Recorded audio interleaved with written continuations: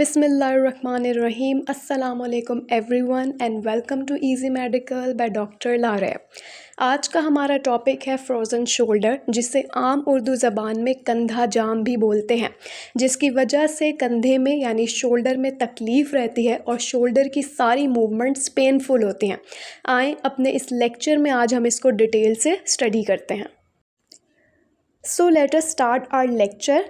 आज हमारा टॉपिक है फ्रोज़न शोल्डर, जिसे हम मेडिकली एडिसिव कैप्सुलाइटिस भी कहते हैं। आज हम अपने इस लेक्चर में इसका बेसिक इंट्रोडक्शन, शोल्डर की basic anatomy, causes and risk factors of frozen shoulder, symptoms and stages, diagnosis and evaluation, physical therapy treatment and tips to ease the pain study करेंगे। लेक्चर को डिटेल में study करने से पहले हम ये देख लेते हैं कि हम फ्रोज़न शोल्डर को एडिसिव कैप्सुलाइटिस क्यों कहते हैं।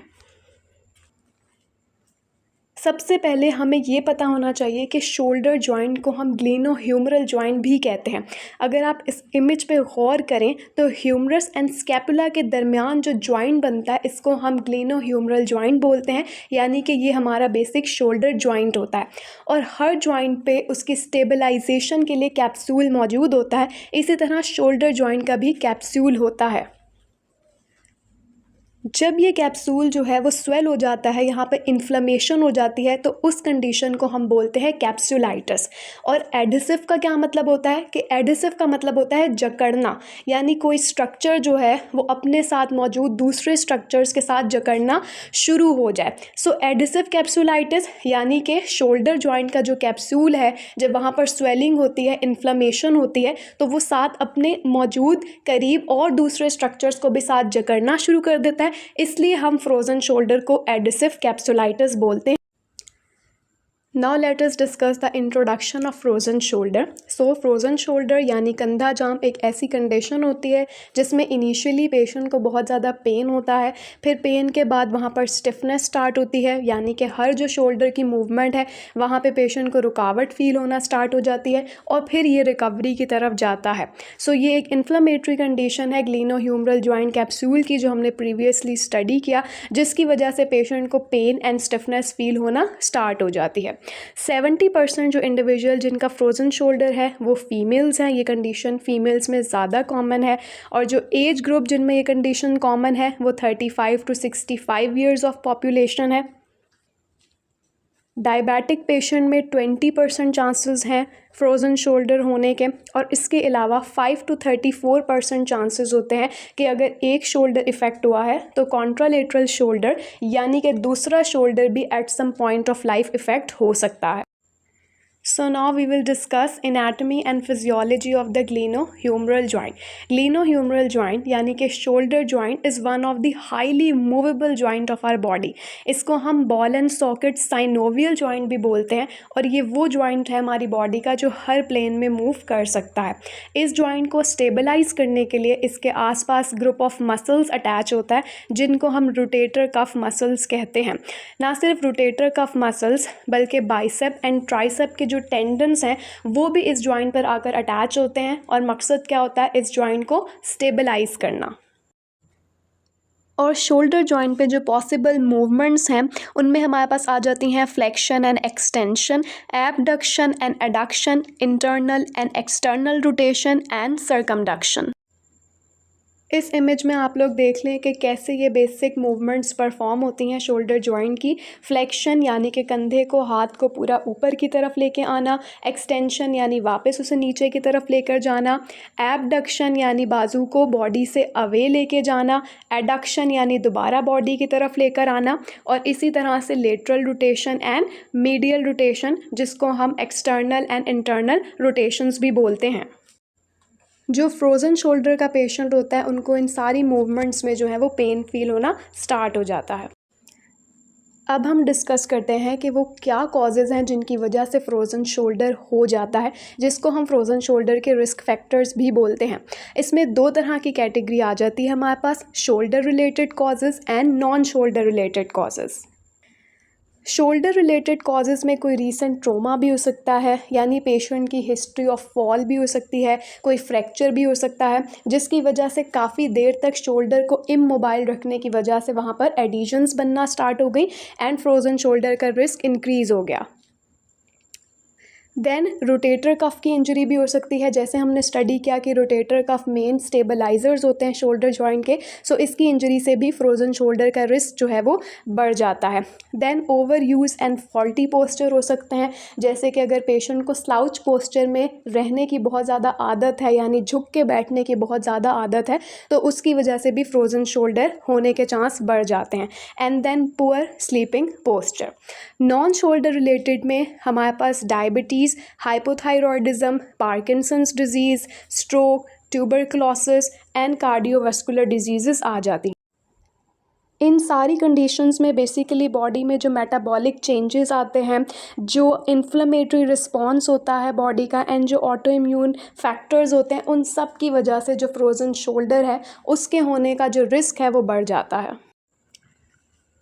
अब हम डिस्कस करते हैं सिम्टम्स को फ्रोज़न शोल्डर के, यानी कि पेशेंट की क्या बेसिक कंप्लेंट्स होंगी अगर उसको फ्रोज़न शोल्डर है। सबसे पहले तो शोल्डर के लेवल पे डल एंड एकिंग पेन होगा।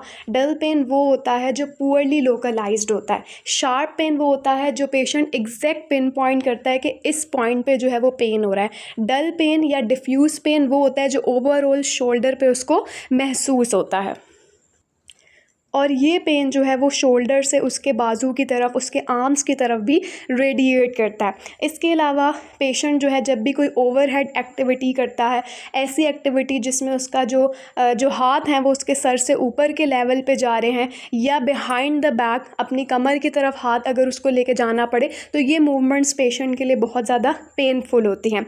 देन नाइट पेन जो है वो फ्रोज़न शोल्डर में बहुत ज़्यादा कॉमन है।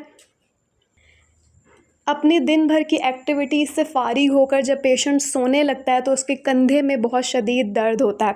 देन स्टिफनेस, यानी कि शोल्डर की जो भी मूवमेंट्स हैं वो स्टिफ़ होती हैं, वहाँ पे रुकावट होती है और शोल्डर की सारी रेंजेस जो हैं वो लिमिटेड होती हैं।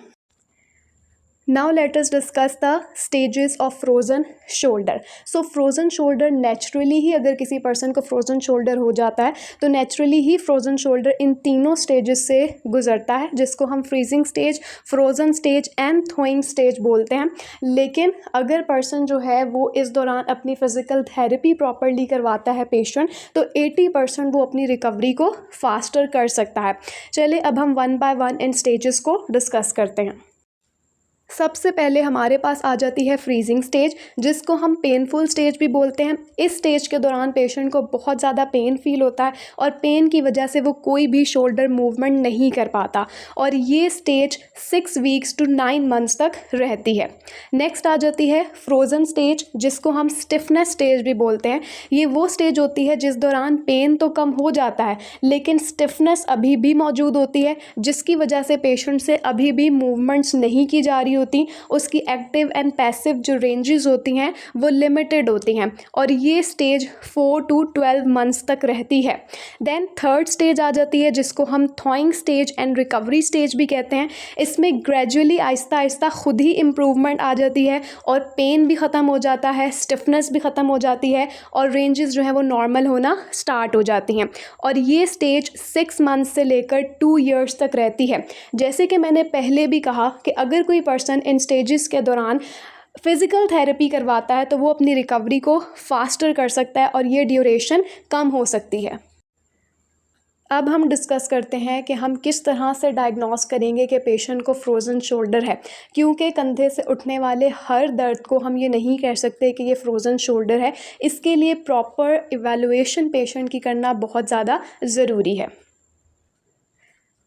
सबसे पहले तो प्रॉपर पेशेंट की हिस्ट्री ली जाती है ताकि एग्जैक्ट जो रीज़न है उसको रूल आउट किया जा सके।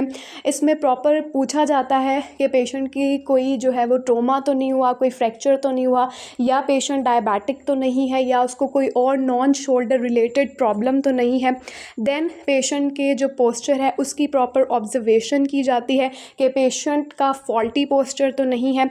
उसकी प्रॉपर रेंजेस जो हैं वो सारी चेक की जाती हैं, active, active and passive ranges check की जाती हैं एंड देन कुछ स्पेशल टेस्ट परफॉर्म किए जाते हैं जिनको हम अभी डिस्कस करते हैं और फिर उसके बाद डायग्नोस किया जाता है कि इसको फ्रोज़न शोल्डर है या नहीं है। इसमें हमारे पास स्पेशल टेस्ट में आ जाता है shoulder shrug sign. Shoulder shrug sign का हमें कैसे पता चलता है, इसमें हम पेशेंट को कहते हैं कि वो अपने दोनों शोल्डर्स की एबडक्शन परफॉर्म करे। जो उसकी पेनफुल साइड होगी जहाँ पे उसको पेन हो रहा होगा, जब पेशेंट एबडक्शन करेगा तो उस साइड पे जैसे कि आप इमेज में देख सकते हैं वो शोल्डर को श्रग कर लेगा, यानी कि उचका लेगा। वहाँ पे पेशेंट नॉर्मल एबडक्शन परफॉर्म नहीं कर पाएगा, तो वहाँ ज़्यादा चांसेस है कि पेशेंट का शोल्डर फ्रीज हो चुका है।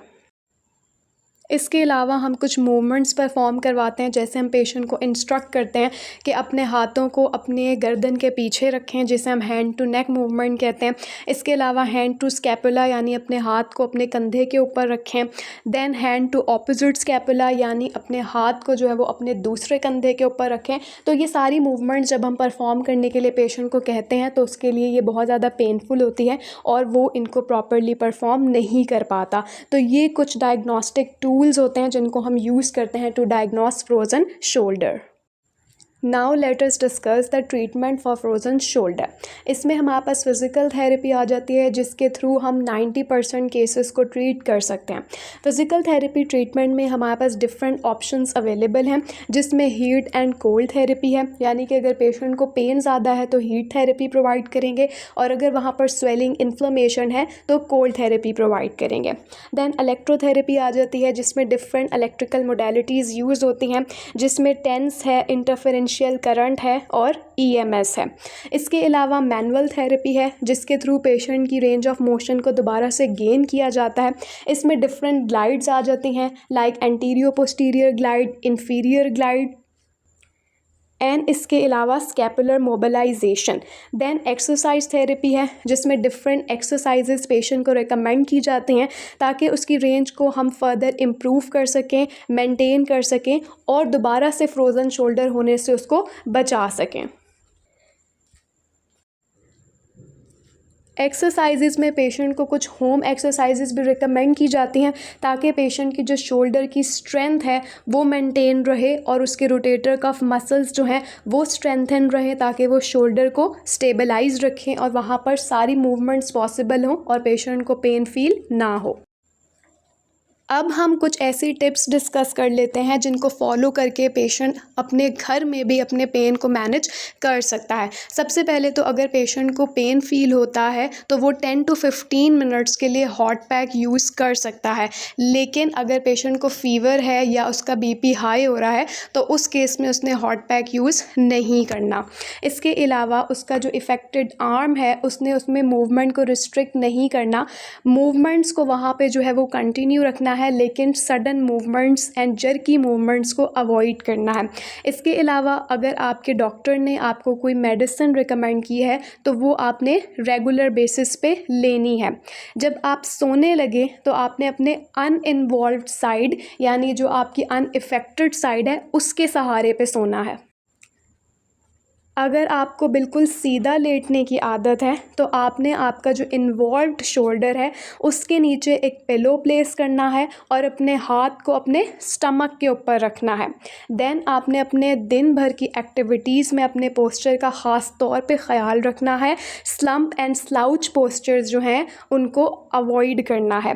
देन अगर आपकी कोई नॉन शोल्डर रिलेटेड कॉज है जैसे कि डायबिटीज़ है या कोई और अंडरलाइंग कंडीशन है तो उसको भी आपने कंट्रोल्ड रखना है। इन सब चीज़ों के अलावा आपके फिज़िकल थेरेपिस्ट ने आपको जो होम एक्सरसाइज प्लान रिकमेंड किया है उसको आपने डेली बेसिस पे फॉलो करना है ताकि आपका शोल्डर जो है वो फास्टर हील कर सके और उसकी नॉर्मल रेंजेस जो हैं वो गेन हो सके। ये था हमारा आज का लेक्चर फ्रोज़न शोल्डर के टॉपिक पे। होप कि आपको टॉपिक समझ आया हो और अगर वीडियो पसंद आई हो तो काइंडली चैनल को लाइक, शेयर एंड सब्सक्राइब ज़रूर कर दें ताकि आगे आने वाली इन्फॉर्मेटिव वीडियोस आसानी से आप तक पहुंच सकें। Thank you so much for watching this video presentation. मिलते हैं एक अलग वीडियो में। अल्लाह हाफ़िज़।